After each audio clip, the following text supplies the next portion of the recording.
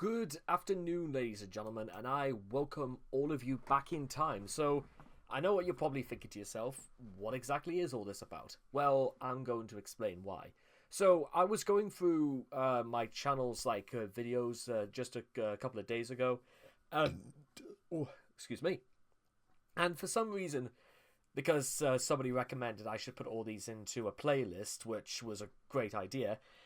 However, for some strange reason, I couldn't help but notice that some videos were missing, and I looked through them, and I went through all of my hard drives and stuff like that, and couldn't seem to find them anywhere. Though I did remember, talking about them and stuff like that, but because a lot of the videos that I made 4 years ago when I started doing the entire series, I'm not entirely sure if I can remember absolutely everything I did, and there might have been a couple of things that probably just didn't hold up as well as I thought. So, what we're going to do instead is that I'm actually going to do some shoots of some of these, and I just think it's good, because looking back on this, even 4 years afterwards, it's probably a good idea that we're sort of going through this with more open minds, because I'm pretty sure there probably would have been some things I said before that didn't quite hold up, so this is basically the alternative. Unless I could find the original video I did, I might just upload that at the same time. So, just in case, you might get two videos which are basically the same, but there might be a good comparison between the two. So, part 4 is this is at least when Chris left. It was either when he left college, or it might have been when he was still in college. So, let's go. Not to mention there might be some other videos I might have missed, so. What made him this way? What is the attraction? What keeps us fascinated? This is the story of Chris Chan. Also, I didn't think it was worth mentioning until, right now, but one thing I'm actually going to do tonight is that I'm going to start from where I last left off this series, which would have been the 1st or the 2nd of August of 2021, so we'll be talking from part 60 onwards, and I might do either 3 or 4 videos tonight about those parts, because they need, an entire essay's worth of discussions to go into by themselves, but that's besides the point.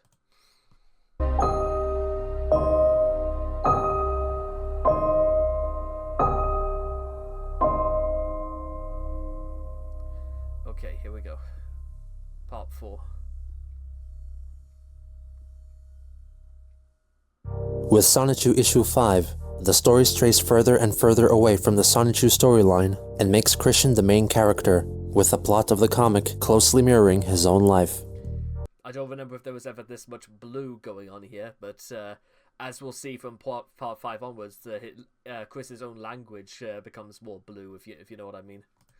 The comic begins with Sarah's wedding, with Chris attending in spirit, possibly alluding that he didn't attend her actual wedding. The episode also introduces 2 new characters, Megadula Skunk, based on a character created by Megan, and Sailor Mechtoon, indisputably symbolizing Megan herself. He briefly fights off Wes Isley, and at the end of the episode, Sarah thanks him for all the childhood years they spent together and wishes him good luck on his advances towards Megan. Hang on a minute. Oh, hang on. We're not going through this again. Okay, right. I just wanted to make sure my mic was working. Okay, so we're back. Sarah throws her bouquet at him, and he catches it, believing this meant his own wedding would come shortly. Christian uses his comic to depict his inner monologue and fantasies to the world. I love Megan, yet she's not ready to return or seek it. I'd feel better if I could chat with her on the phone, although she's uncomfortable doing that. Our email communications are okay, but speech speaks louder than typed words. The artwork also changes to an unmistakably anime and manga style, perhaps in an effort to appeal to Megan even more. In the following episode, Christian has a lengthy discussion with Sonichu about his optimistic hope that he and Megan will get together, despite him admitting a few pages ago that she was not responsive to his advances. He acknowledges that he is so optimistic that he even stopped using his attraction sign. they're interrupted by the announcement that Mary Lee Walsh and the Jerkops are invading Quickville, so Chris teams up with Megan, Crystal, and the Chaotic Combo. During the climax, Crystal gets trapped in the dark mirror, and Christian comforts a tearful Megan who thought that she had lost Chris for good. His obsession with Megan is made crystal clear, and is further confirmed by the emails she sent to him. I know you know that I hate guys and I hate love, cause I told you a million times, so why do you keep getting too close and touching me? I really don't like it at all. Okay, June 25th, 2006, so yes, this absolutely would have been when Christian was just finishing college. But also, you gotta really wonder just how fucking bad this must have been from, well, just even Chris was enough to make Megan say that she absolutely hates, I hate guys and I hate love, because I told you a million. You gotta think just how completely done Megan must have been at this point, and yeah. I know you said cause you have feelings for me and it's hard for you, but, I'm sorry, this sounds mean. You really need to try and get over it. If you keep hanging on like that to someone who doesn't love you back, well, it'll only make you more miserable. You need to just accept the fact that I don't and will probably never love you. So you should just take a rejuvenating breath and move on. Advice to which Chris refused to listen, as is evident in an email written just a month later. I'm just a little mad that I have to keep telling you to please stop touching me. It's like you're not wanting to listen to me. I tell you, then you say okay, but eventually you're back to the same tricks, and this time I really mean it. Even my other friends don't like it and think it's weird. So once and for all, could you please stop? You know I don't like it, so why do you keep doing it? It's not like you're gonna try and soften me or something. So, I don't want to have to tell you again, or I might get really angry. Cause you know, unwanted remarks or advances to a girl is sexual harassment, and I don't take that lightly. Chris's not so subtle attempts at getting her attention did not go unnoticed. Sometimes I get the feeling that you copy me to get me to like you, like Sailor Moon for example. The only Sailor Moon thing you had was that adult video, and since I told you how much I love it, then you start getting into it. Kinda like My Little Pony. That kind of thing really annoys me. I don't like it much when people get into something right after they find out I liked it first. When you said we had a lot in common, like Sailor Moon and My Little Pony, well, who loved Sailor Moon first? Who collected My Little Pony? Yeah, you could absolutely... Now, listen, you could immediately say that, well, if it was just to introduce somebody to it, but you get the impression the only reason why Chris was even willing to do that was just so he could get close to Megan. So that makes more sense from Megan's point of view. I thought she was like trying to say that only she could like Sailor Moon or My Little Pony, but no, it's not quite what she means. So you take that what you will. Pony first. Okay, I know I sound like a spoiled brat, but can you see what I'm trying to say? I don't like being too in common with others. I try to be as different from others as possible. On June 27th, 2006, Patty Chandler was put to sleep. A day later, at a special service, Christian read out the eulogy which he wrote himself. My family, furry friends, anyone else present, we are gathered here today to pay our last respects and wishes to our dearly beloved Beagle Spitz, Patty, who has departed from our world here on Earth to a doggy heaven where she will be happier because she will run free and play with all the other dogs who are already having fun up there. I will always remember Patty for all the lovely memories she had shared with me from when I picked her out of the litter at my Aunt Karina's house in Red Oak, Virginia, the time I watched my old best friend, Sarah Hammer, take Patty by her front paws and danced a bit, the times I've watched her stand on her hind legs and then rewarded her with a biscuit bone, the times I've just sat with her in the yard and petted her head. I've always given her a bally scratch, where I stroke her head with all 5 fingers, like as if I was gently squeezing a rubber ball. The many times I've fed her a can of food and a cup full of dry food, and refilled her bucket with fresh water so she can drink it and wash her face. When Patty was brought to the vet on that fateful day, I was distraught with fright and concern for her health. I stayed with her during her final moments, with a hand on her head and a tear in my eye. When my mother was brought the paper that gave the doctor permission to send her on her way, I didn't want her to be the one to sign it. I raised Patty since she was a 6-week-old pup, and I wanted to take the strain for signing that one-way ticket. It was hard for me, but it was for the best. so I signed that paper with a crying Sonichu face saying, "We love you, Patty." After that, I gave her my final pets: hug, hand to paw hold, eye contact, ear rub, cheek to fur rub, and I sadly waved her for the final time, and I said, "Goodbye, Patty. I love you." As I stood outside, I heard Patty's last barks, saying, "I will always love you, Chris. Thank you." But we all must move on with our lives, with our beloved Lucky Mutt in our hearts and in our memories. So, Patty, may your old doghouse and surrounding flowers forever memorialize your blessed heart, your barks at the stars and strangers, and your loyal love that you have blessed upon me and my family and friends. Bark on and rest in peace, our beloved Lucky Patty. You know, I actually, I almost forgot about this, because, and it even brings it a little bit home to that, because even during the time, like, I remember just 2 years ago was when, because we had to put our family dog down 2 years ago because she was getting on in years as well, but she had contracted some sort of disease from when she was like bitten by another dog, and it was an extremely distrauting moment, certainly in my family and all that, because there was one morning, I remember, like early January. I'm gonna keep this as short as possible, where we thought she had just collapsed and died, but she was sort of actually still alive. She was still alive, and she actually managed to just walk around a little bit. She wasn't like active in going outside anymore, so she just sort of like lay at the bottom of the stairs, and she was just content for that just to be her place for a very long time. And then we had to sort of just call to have her just put to sleep in our home, and it was... The only thing I just want to say about that is that there are some really messed up things that Chris does, and some really distorting things that Chris does to other people and to other animals, like later on in this history.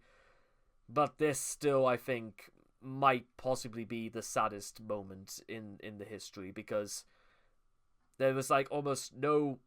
Remember, even at this period, there's no hinting of like Chris being deluded or bringing things like the dimensional merge into all this. This was literally about Chris saying his farewell, and he wrote a eulogy, and whether you want to say if Chris wrote a eulogy now would be any different, but Chris, you could tell just he how much this meant, and it's possibly the most selfless thing like Chris has possibly ever done. And I'm not saying that excuses anything he does later on, far from it, but just, you know, it's just how it happens. What would you do for a PS3 and a chance to be on Robot Chicken? In November, Adult Swim held another contest, this time encouraging viewers to submit a video wherein they would say what they would do for a PlayStation 3. Christian's video featured the appearance of his own makeshift PS3, which was in fact a PS2 encased in a mix of Lego and pixel block pieces.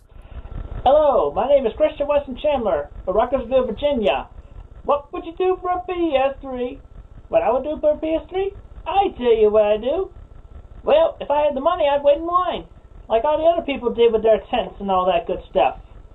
I'd throw away the cure for autism if I had it. And we go straight from the saddest moment to one of the things that is quite frankly perplexing. I'd throw away the cure for autism. Just this image alone, just of Chris, it just about says and the medallion. It is like, yes, that is absolutely the sort of bullshit that Chris would say. But you know what I'm also very interested to know is the fact that this could have been any later than when Paddy had got put down, and are you really trying to tell me that... Chris, you cannot be serious. You could come up with something better than that.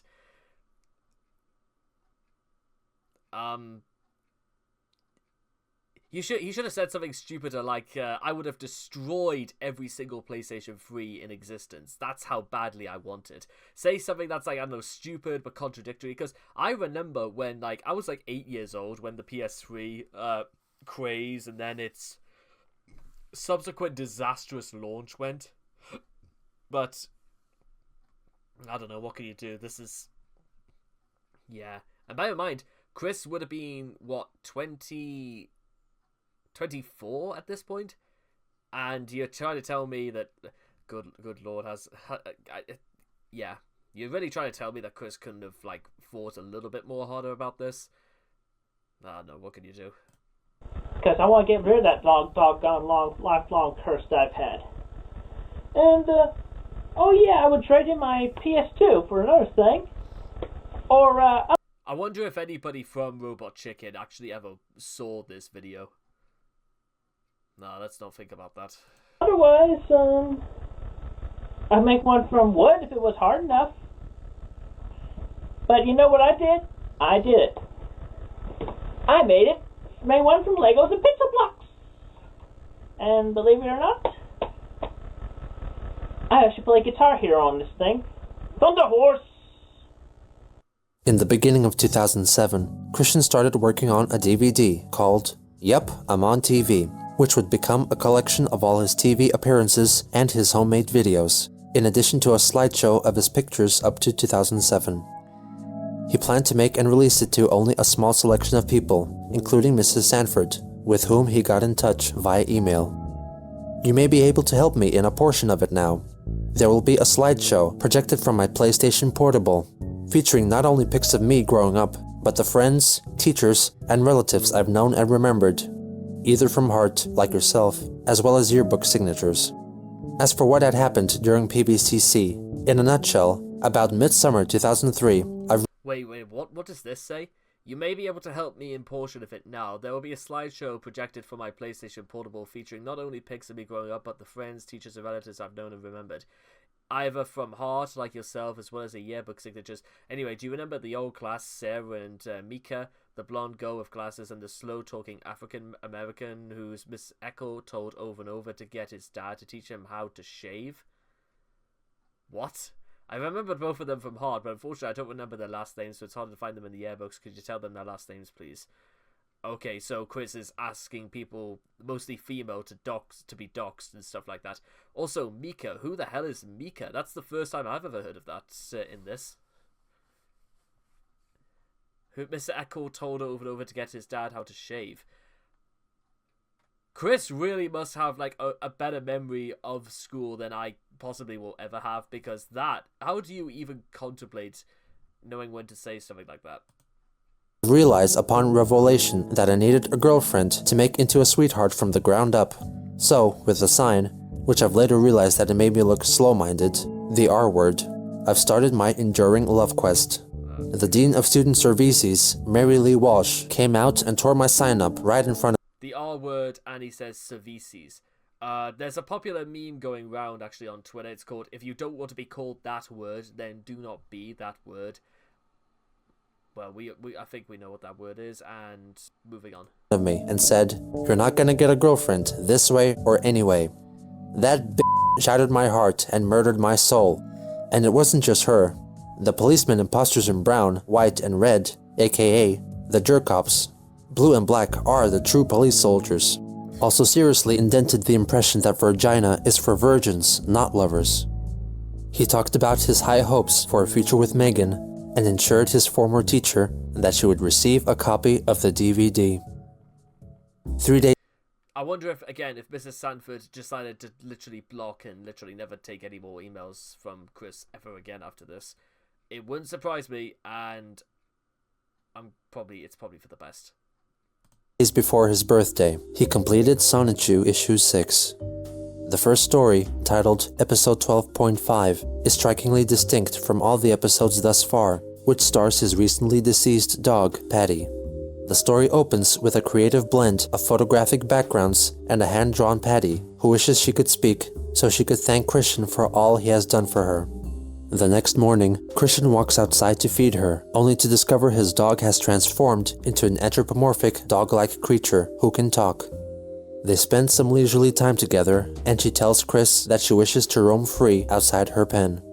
Chris leads her indoors and shows her his room, which Patty calls crowded, and suggests that if he got a girlfriend, she would help him tidy up. Using a Nintendo DS, Chris reveals a portal which opens up to Quickville and declares the town Patty's new roaming grounds, where she can finally explore with freedom. The final page of the story is a simple full-page tribute to Patty Chandler. That's nice and everything, but then we see even Chris try to do bestiality on Patty, which, again, we can list that onto the other things that... Jesus Christ. Freedom. So, not even going there. The next Anyway. episode resumes where the last comic left off. As Chris and the gang debate the best way to rescue Crystal, they come to the conclusion that they need to acquire the 7 Sonichu balls to save her. They discover an evil green Sonichu, who then envelops Chris in a dark dimension in which he announces himself as the Sonichu form of Natesurk, who then reveals his true form and declares that he is, in fact, Reldnak Natsu Natesurk. As the name implies, he is completely the opposite of Christian, with his semi-bare chest symbolizing his raging homosexuality, which horrifies and offends Chris. Meanwhile, Black Sonichu announces that he has turned his back on Natesurk, and now he is on friendly terms with Chris's friends, and has also all of a sudden developed a romantic interest in Bubbles. Chris and Natesurk transform into their Sonichu forms and battle, until Chris-chan somehow ends up back in Manchester High School, just as Natesurk is about to deal the final blow. Somehow ends up, so even Gino doesn't quite know how this happened. That's kind of funny. A phantom basketball knocks him unconscious. Chris is woken up by Megan, who tells him that Natesurk fell into a coma after hitting his head on the bleachers and is currently in the hospital. Bionic the Hedgehog reveals himself as the one who wielded the basketball at Natesurk's head. They reminisce about old times and how Chris hasn't drawn Bionic since 2004. Chris laments that he is 25 years old, having never even had a date. The dialogue suddenly becomes a promo for his up-and-coming Yup, I'm on TV DVD, which would not be available for purchase. The scene cuts to 10 weeks later, when Natesurk awakens from his coma with a fiery urge to murder Bionic the Hedgehog. On February 24th, 2007, Christian celebrated his very special 25th birthday. He held the joint birthday and DVD launch party at what appeared to be the game place. To mark this special occasion and to instill his wisdom unto others, he recorded his important message video, in which he reflects on all he has learned over the course of his life. I find, okay, so, and here it is. This is like one of the core videos that for anyone who's ever like been as unfortunate as I am to know about Chris will know just about everything they need to about this. But I'll get into a little bit more of this afterwards, because people need to start like college like courses about stuff like this, because this is quite frankly the stuff of legend. He wished for it to become an educational video shown in schools, but this goal has yet to be accomplished. Hello, ladies and gentlemen, girls and boys, and dudes of all teenagers, as well as the gals. My name is Christian Chandler. I am here, and y'all are there. It's not wrong. This message is for everyone of the present and the future beyond this date, February 24th, 2007, my birthday, my 25th birthday. I am high-functioning autistic, and in my 25 years, I have seen and learned so much. And today, I intended to share some wise words that I hope each and every one of you will take to heart and allow for yourself and everyone else a better, brighter future. He encourages his audience not to take up dirty habits like drinking or smoking. You should avoid at all costs smoking, drinking alcohol, and intaking similar icky, dangerous stuff. And smoking will eventually cause cancer, and you'll be more likely to get heart attack, viruses, and your life will be cut drastically short. They don't call cigarettes and cigars death sticks for nothing other than killing you slowly. If I could, I would take every last ounce of tobacco, put 'em on a rocket, and shoot 'em up to the moon. He encourages boys to buy a My Little Pony figure to get accustomed to the female form and pretend to treat it like the girl they like. If you're Despite Chris's very bizarre and strange little rhetorics about like gender and stuff like that, is that Lucy in the background or is that meant to be Kitty? I'm not entirely sure, but or it might be just another one of the unfortunate stray cats that just so happen to be lumbered in front of Chris's front yard. For a young gentleman, I recommend buying yourself a My Little Pony figure of your favorite color or whatever. Now, stroking the hair of said pony is very relaxing and therapeutic, and also rubbing it against your cheek. That's nice. And also, you can pretend that the pony is that girl you want to take out too. You want to take out sometime. I'm just gonna pause it right there because you know what? At my old job, there used to be a guy that would come in. I think it was called like Rosterman or something like that. Who was like at least 60 and had some like terrible like curvature of the spine, so he sort of almost looked like a banana. And that was because we found out that Rosterman was not his real name because he had to have his name legally changed because he was caught having sex with horses. And he was apparently banned from every stables in the Northeast. And, well, basically, now I'm almost getting the impression of Chris literally asking people to date horses. I know fine well he isn't, but it's just the way he was holding that stupid rainbow dash up to his face and like rubbing its tail through its fingers. In fact, let me try and see if I can like break this down even more. What if Chris wanted to like ask people to serenade the horse? So it'd be like, "My lovely horse, I want to hold you so tight. I want to rub my fingers through your tail and love you all night." Because this, considering how obsessed Chris is with My Little Pony later on anyway, it would not surprise me either way. Nothing really surprises me about Chris, but, you know, he'll find ways. Somehow. That's the word I'm looking for, somehow. And talk to the pony like you would talk to the girl. And he recommends that girls get Transformers. Now, also, in case you're wondering why boys don't just talk to girls or girls don't just talk to boys as through friends, like the way I did growing up and the way that probably hundreds of people did over the centuries and stuff like that is beyond me. But yeah, yeah. For the ladies, I recommend a good old Autobot from Transformers. Because you can get to learn how to examine the mechanics and variations of each and every, of the Autobot you have. Like you would learn how a man works, and it'll allow you to feel more comfortable in approaching and talking to that boy you've been flirting from a distance, or just been flirting with from a distance. Just listen to this madness. Chris struggling to make Bumblebee transform. The fact he's barely making eye contact. The sound of what looks like a canal boat engine revving in the background. Just the waistcoat, the medallion, the lighting, the fact that Chris looks confused, perplexed, and not necessarily as if he knows what's going on. This entire video is it is a what did I say before? It was like it was either the contagion or procedure of madness, which is a way that most people describe people as schizophrenic, but this is like, yeah, I'm just gonna call it a contagion of madness, all culminated in Chris's little brain up here. And hopefully all you have to do is just end up and say hello. I mean, it's not so hard. All you have to do is say hello to the man lady. So all you have to do is say hello. So it renders this entire analogy about ponies and Transformers completely dead. So this was a blatant waste of time to explain it. That's all. And everything will just get rolling from there. He encourages girls to be more open to having a relationship with less attractive males. and states the importance of staying with your first mate, neglecting that both of his parents were married before. He finally stresses the point that it is crucial that boys and girls stay straight. Also keep in mind that while you're playing with these things, you should keep in mind of what your true original gender is. Because it's like you're learning about that girl you want to take on a date, young man.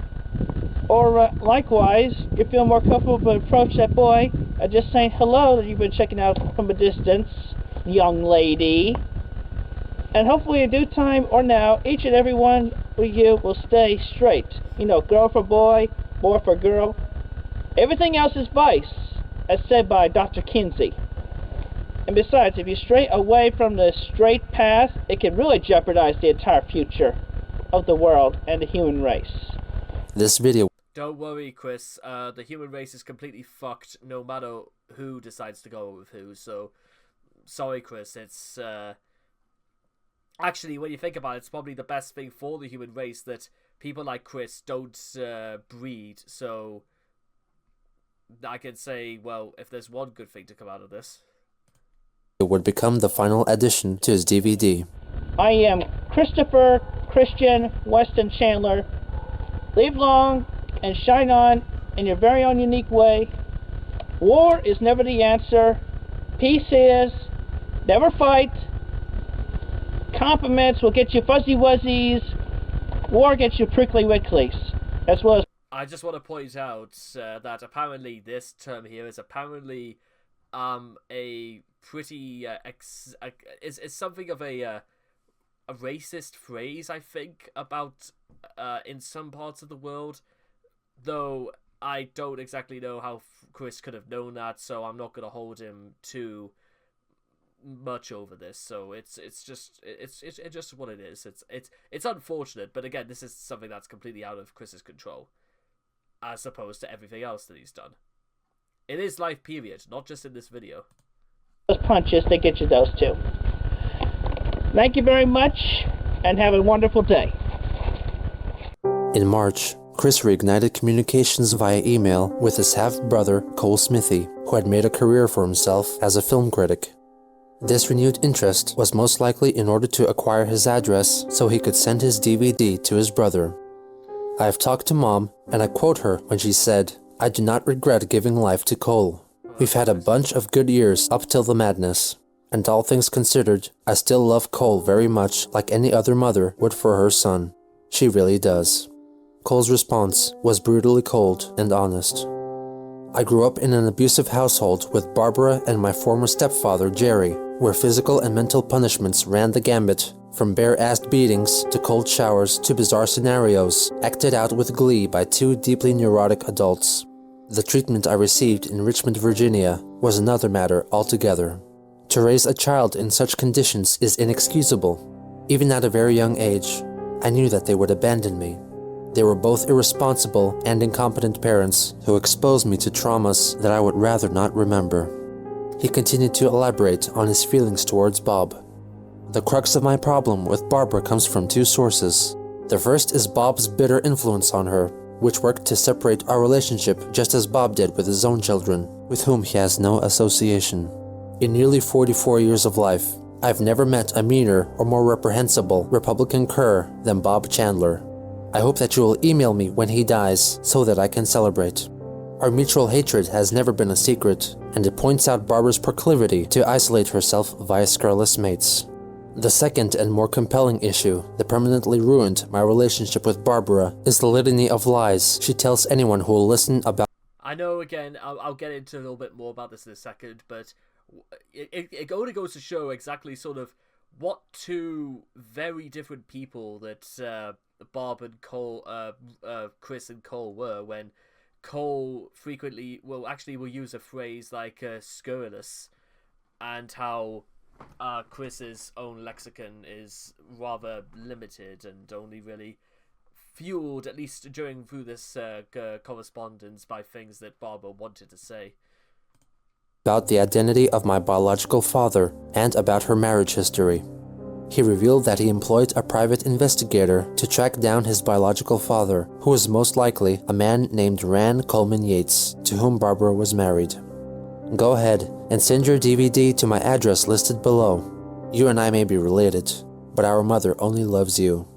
Oh dear. As the months progressed, Chris and So, just a few quick things I actually want to say about Code, and it's really kind of interesting how all this turned out, is that I wonder, honestly, if, like, Barbara's, like, fear of influence rubbed off on Chris due to the things Chris would end up saying to Cole many years later. In fact, even the demeanor is very, very different to how things are done here.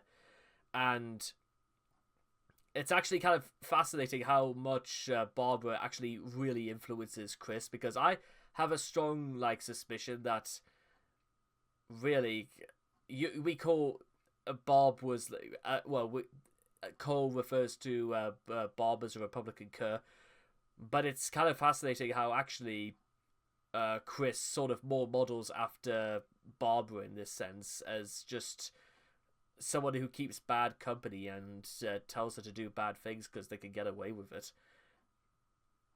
It's kind of interesting in that sense, and the fact that actually, if Chris had any sense whatsoever, he would have just packed up his stuff and got as far away from that house as he could, just like Cole did. But what can you do? There were very different circumstances.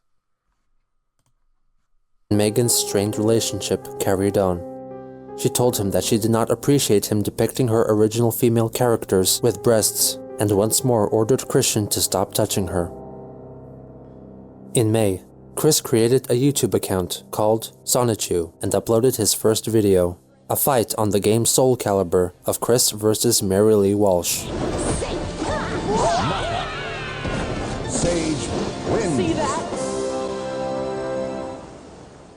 In June, Megan left for Kentucky, with Chris emailing her frequently, updating her with his activities at the game place and saying how much he missed her. He also mentioned attending an upcoming rummage sale in town, which ended up being reported on in the Daily Progress, with Barbara and Christian receiving an honorary mention.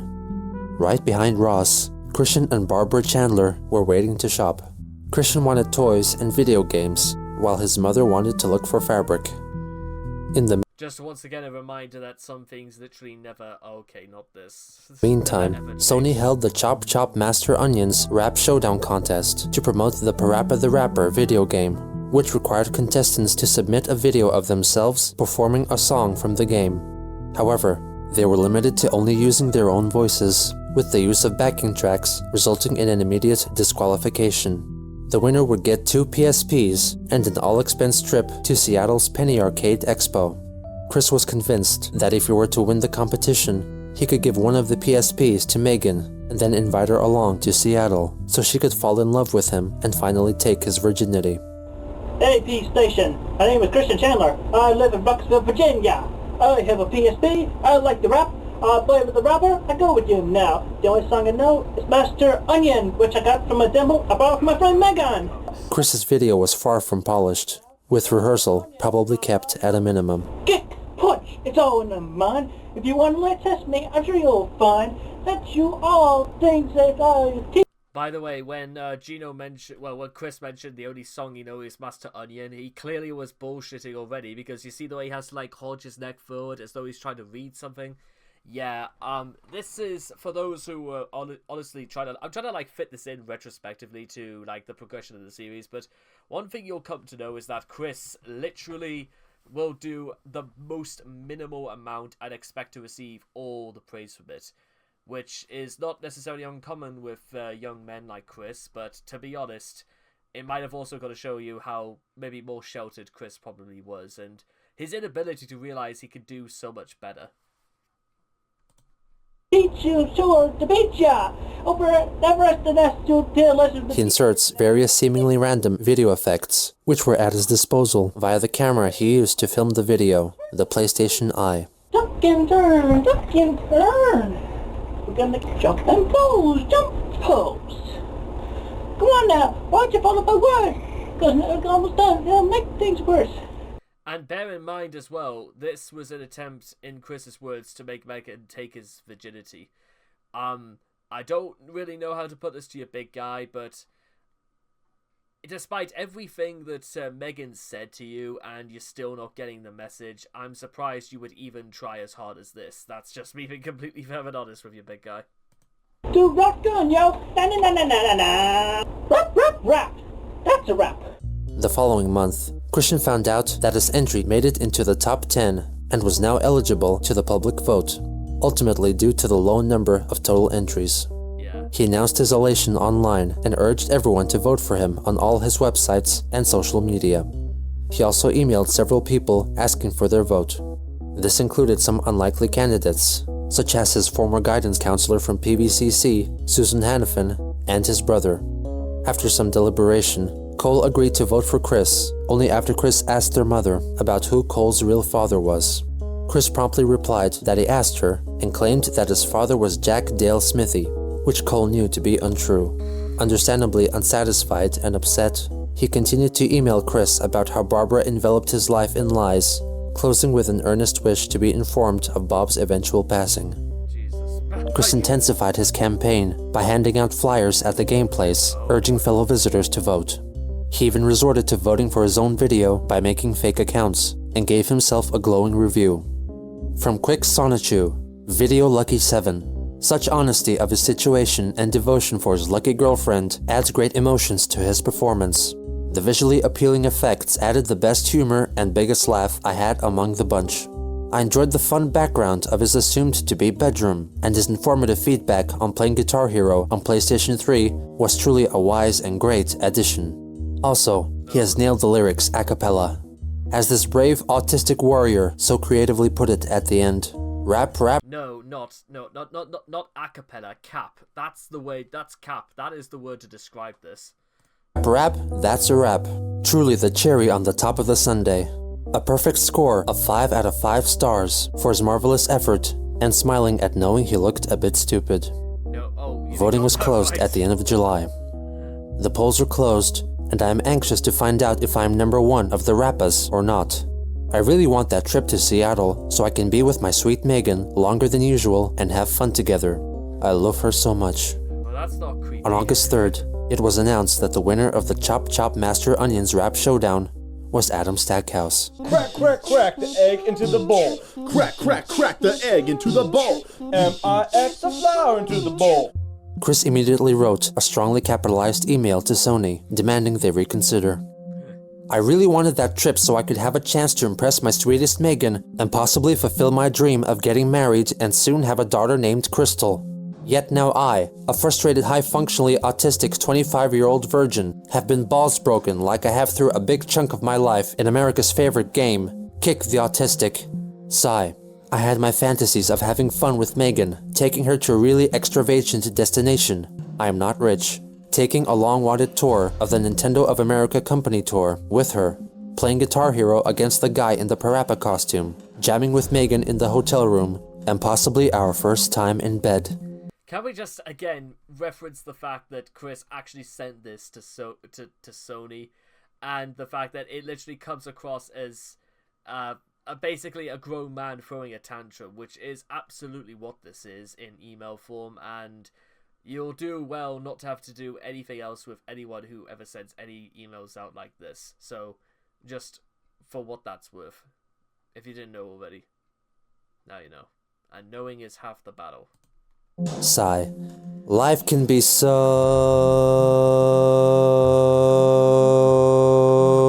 unfair and f***ing corrupt, but I digress. Take the a cappella rule to the max on those 3 out of 10 videos. Take care. Christian Weston Chandler. He argued that the winning entry used a backing track and had to be disqualified. However, since the backing music was actually sung in a cappella, the entry was deemed suitable. Chris seemingly ignored the rule that contestants could not rewrite the lyrics, which Chris obviously did, thusly disqualifying himself. He directed his anger towards Stackhouse in his blog post on the PlayStation Network's website. This is directed mostly to Adam Stackhouse, the SOB who was the alphabetically first video in the Parappa contest and got wrongfully the big prize. This jerk's video was against the no music rule. His, Surya Butchwald, and Aperluski's video all should have been disqualified because they all had music. He also let Megan know about his sorrow. I am angry, depressed, and lonesome, all simultaneously. I worked. Oh, and by the way, I should also point out this is before Gino adopted the tactic of capitalizing every single time Chris did it. So it should read, I am angry, depressed, and lonesome, all simultaneously. I worked so hard, I sent like over 500 messages between MySpace and PlayStation Network and AOL. Okay, I thought there was more capitalized stuff, so okay. Sorry about that.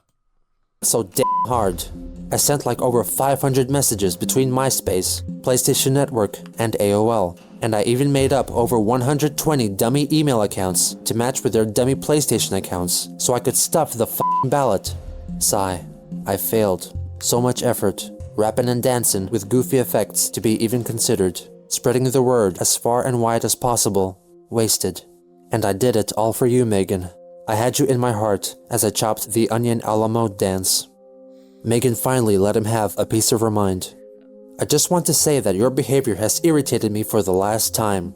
First, I'll start off with saying that I'm glad you didn't win the contest, because I have no interest in going on a trip alone with someone who can't keep his hands off me.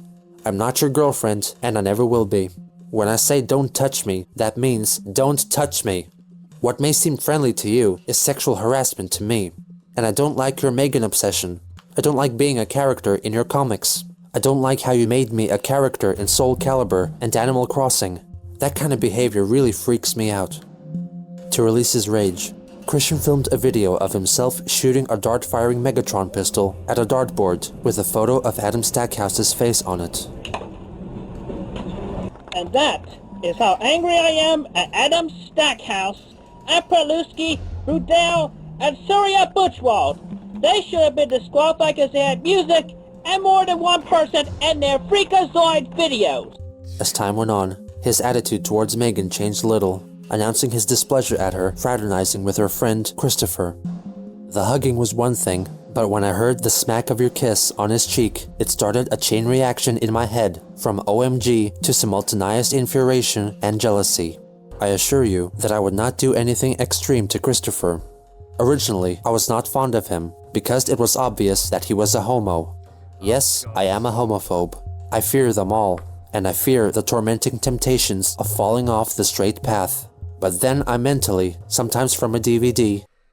I wish I could be like Zola just for a little while, so I could actually explain, really, if Chris fully comprehended exactly what he's just done, or the fact that this is in any way going to impress Megan again. But then again, I don't even think Chris was even pretending to hide his intentions anymore. So anything he says from this point onwards, I think we know he only has himself to blame, and he should have saw this coming from a mile away. And if you'll pardon the expression, shove some pussy in my face. I tell you what, if I ever stoop down to changing my path, I might as well get a gender change operation. In late October, Daniel Mims, who frequented the game place, covertly snapped a couple of photos of Chris in mid-battle, and his buddy Lucas uploaded them onto the anonymous image board 4chan. A user on the comedy website Something Awful, who had seen Christian on the UVA campus, created a thread focused on Christian and his comics, unleashing the Christian myth onto the world. Members debated over the veracity of his supposed actions, and those who have witnessed him in person shared their stories. The fascination around Chris quickly spread to other websites. And here we go. The outlandishness of his situation motivated people to draw inappropriate fan art, featuring Chris and his Sonichu characters.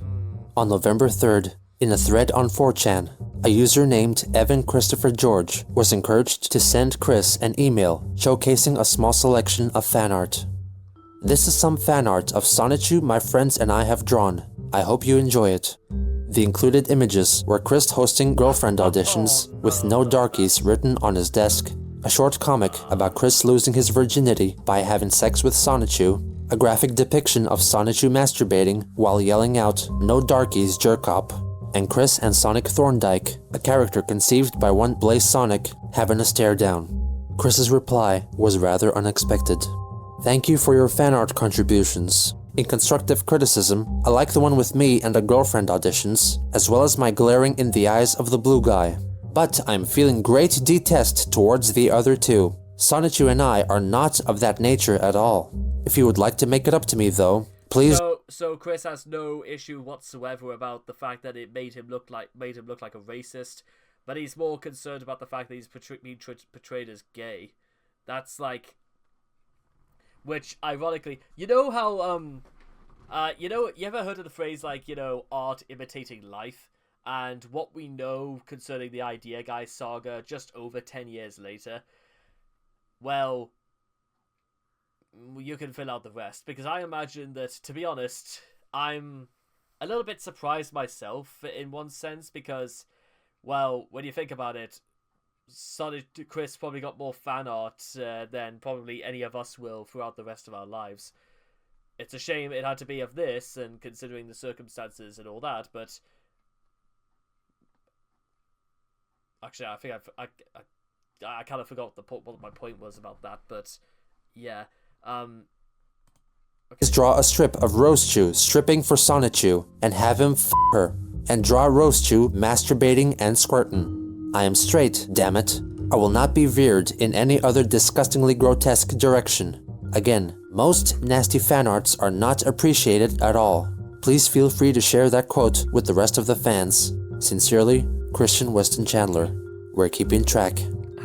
Evan immediately posted Chris's response on 4chan, and in order to archive all future interactions, Jason Kendrick Howell created a page on the satirical Wikipedia-style website Encyclopedia Dramatica, solely devoted to Christian.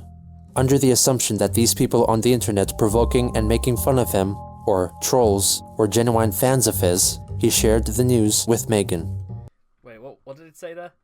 Fact alert, don't let his or trolls, smile. or Chris's stool mouth soup and thunder. Don't let his friendly smile fool you, he is hurting inside. At least they sort of knew about this.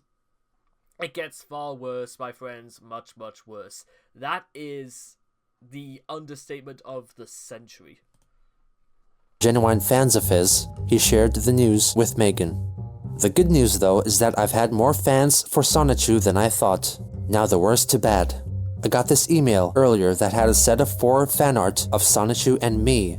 While I enjoyed more the spoof of me sitting by a box on a sidewalk, girlfriend auditions, and the one with me glaring in the eyes of a blue hedgehog in armor. The other 2, in that set of 4, freaked, creeped, and scared the crap out of my head. A lot worse than my freakout over you on Christopher's lap last night. Please keep that in private. In other words, get a room. I sent him a reply with respective criticism. I was infuriated.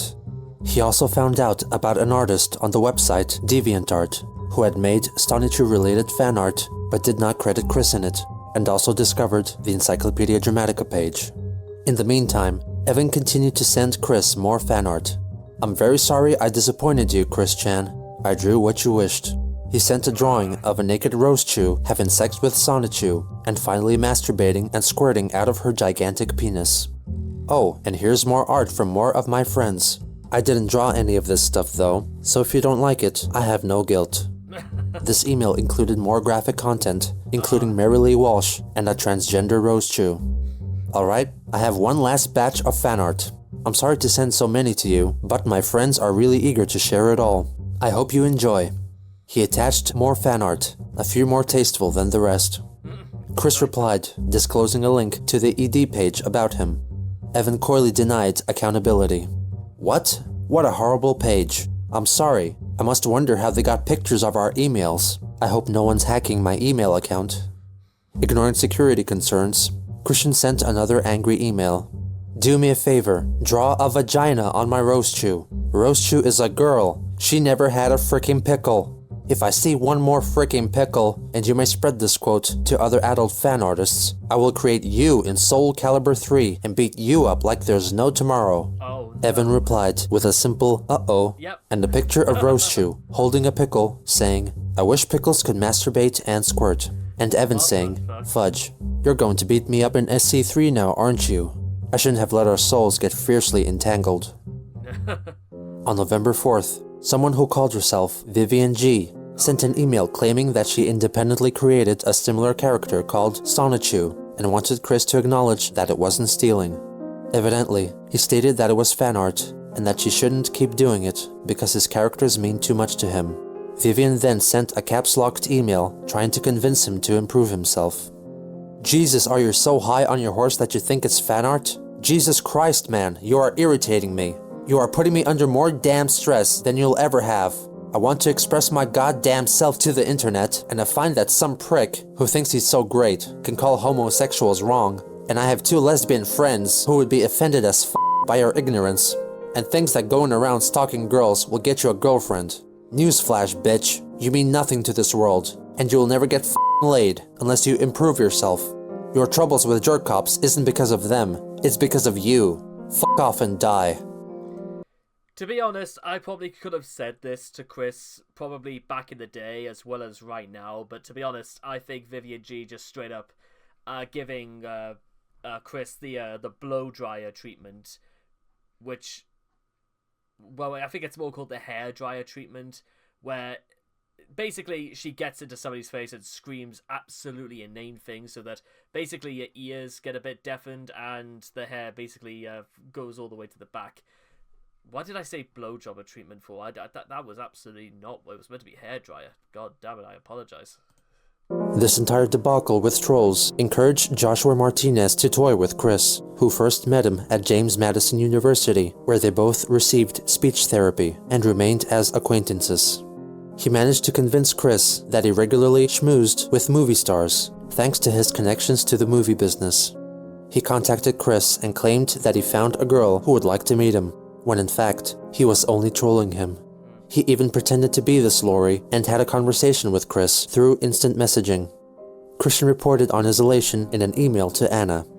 Her name is Lori Lopez. I chatted with her through AOL Instant Message last night. She was really sweet, and not only did I have a great time getting to know her, but, blush, I got turned on. I know that she works at a car lot, I think. She is 23, brunette, brown eyes, and she is a mix of American and Spanish. If you've watched the movie Into the Blue, the starring woman, Jessica Alba, is an American-Spanish mix as well. He also mentioned her to Megan and even attached a supposed photo of her. On November 7th, Chris filmed a video pleading those involved with the ED page to be more respectful about him and take it down, and talked in length about his life and what caused him to be in his current situation. It has come to my attention that I have a lot more fans of my Electric Hedgehog Pokemon Saichu than I had originally thought. And I thank each and every one of you for your support. And I will draw more comics when I get some positive inspiration or when I feel like it. After all, everybody has a life, so do I. I have a life. I would like to humbly apologize for appearing to be some kind of sleaze, troll, badass, or whatever adjectives, good or explicit, you may feel about me. Please understand, I am a 25-year-old high-functioning autistic male with a simple, peaceful dream of becoming a father of a sweet, little pretty girl who I will dub the name Crystal Weston Chandler. Crystal, a name that sounds similar to mine. Crystal, yeah. Crystal meth mate. That's the closest you're ever going to get to Crystal. But it has a nice ring to it. He claims that his family, on his mother's side, stems from British royalty. Weston, my mother's maiden name, and a proper English name from royal descent. As a matter of fact, among my mother's side in the ancestral traits, we have been traced down to Daniel Weston, who was on the Mayflower voyage, and beyond him, Anne Boleyn, who was the one of King Henry VIII's wives, who gave. Yeah, by the way, you remember what happened to Anne Boleyn? Yeah, deed. So I don't even know what the point of Chris rambling is, as though he's expecting, like monarchy is going to come to his aid. Besides, the Tudors hadn't even been a thing in England since at least the end of the 16th century anyway, so I don't know what any of this is supposed to be, Chris. I don't get it. Bear in mind, Henry VIII's timeline mostly concerned about things like inbreeding and stuff like that, and, well, okay, I think I made my point. Moving on. Gave birth to Queen Elizabeth I. He talks about his upbringing, the struggles of the school system, and his achievements in high school. He defends his methods for finding a sweetheart. All I did was sit around with a sign by my side that said I was looking for a boyfriend, free girl, 1825, yada yada yada, all that page. And I did all that because I have feared rejection and the infinitely high boyfriend factor, because you cannot tell which ladies are paired up and which are not. And wedding rings, that's just a whole different story, because they're married. Because it's not like you give every woman a ring who's already paired up. I know it's probably too late to suggest this, but did Chris ever consider looking for hot wives? You know, women who are married, but they'll frequently have sex with other men anyway, just for stuff on the internet. I know OnlyFans wasn't a thing in 2007, but you know what Pornhub was. Okay, I think I've taken that too far anyway. Moving on. This is one perspective. So please understand, I am not a violent person. I'm decent. I come from a caring, loving pair of parents. I'm kind, I'm considerate, I will respect your space and your feelings ever so much. Thank you very much for your time and listening, and please remember, I'm an innocent person. Just like most every one of you, I've had my faults, I've had my share of bad times, I have my share of good times. Please understand that. Thank you again. Take care. With this recent upsurge in interest for Chris, he had the ability to raise awareness for his cause, and maybe even take proper action to prevent further trolling. Or better yet, if he took better care of his online presence, he could have made all of this fade away.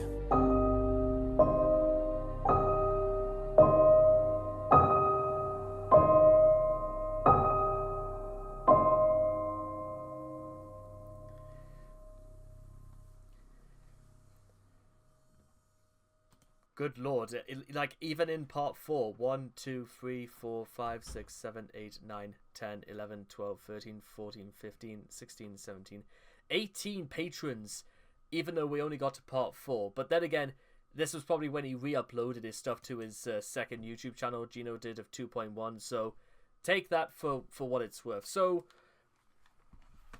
the only thing I feel like worth adding to this, that maybe I sort of like left out last time, is the fact that, again, Chris never even thought for 1 minute that there was anything he could have avoided in doing this. Like, not being creepy towards Megan. Like, you really had to reach like 24, 25 to know this stuff. And you know what? People don't really respect people who are homophobic. You really, like...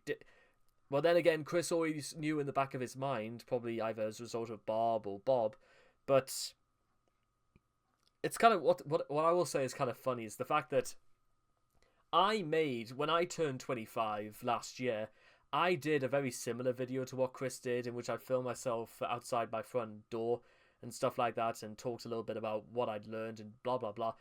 And I did that deliberately because it looked somewhat similar to the way Chris did it, except obviously I didn't talk about maddening things like Chris did here.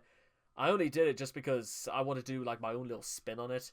And, well, thankfully nobody really saw it and it didn't really catch on, so I think that's like probably the best thing that could have happened to it. But, again, I'll see what I can do about finding, as best as I can, to find the old one.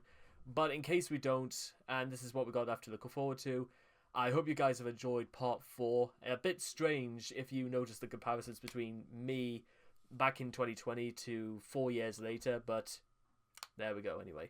Very little has changed, you might say, and I cannot wait to see all of you guys again in the next video. Take care, and bye-bye for now.